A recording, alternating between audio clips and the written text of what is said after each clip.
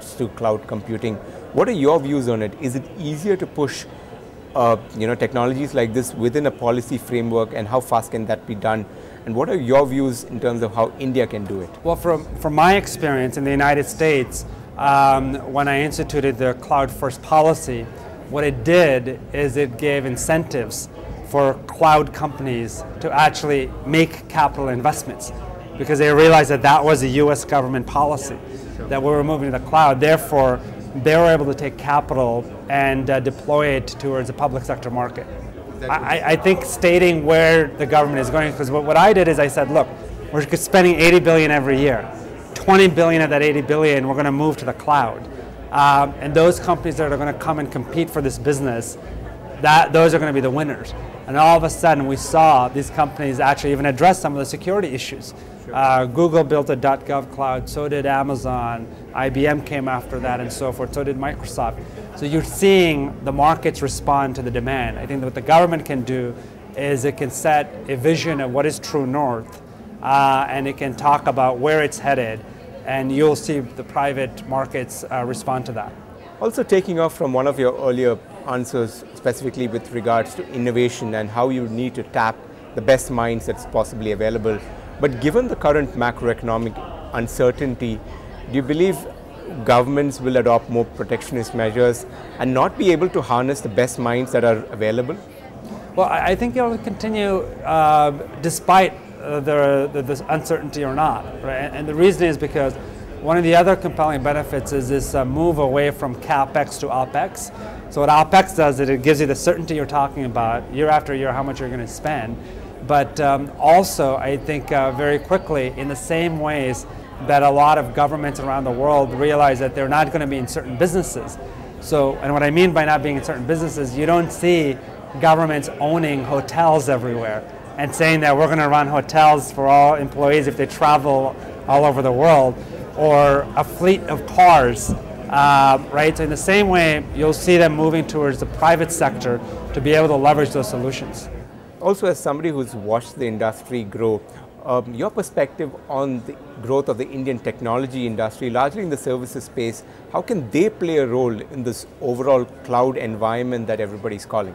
I think if you look at the private sector and a lot of the companies that are here, they're actually looking to build on top of those layers. And what I mean by that is, if you look at the infrastructure layer, you've got sort of the Amazon EC2 type of solutions.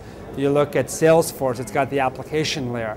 Now imagine the ability to combine services and the underlying technology together and being able to provide that as a turnkey solution, right? And that is going to be a very disruptive force.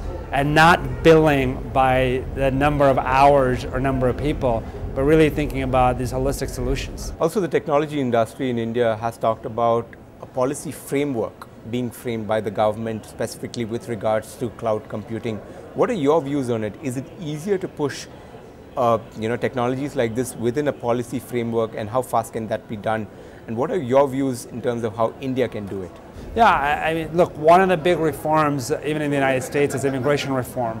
Recognizing, as the president said, to stay competitive in the global economy, we need to think about how we reform immigration policy.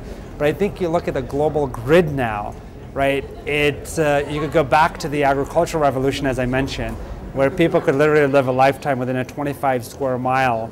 And then you move to the Industrial Revolution with the steam engine and trains and boats, and there was more commerce.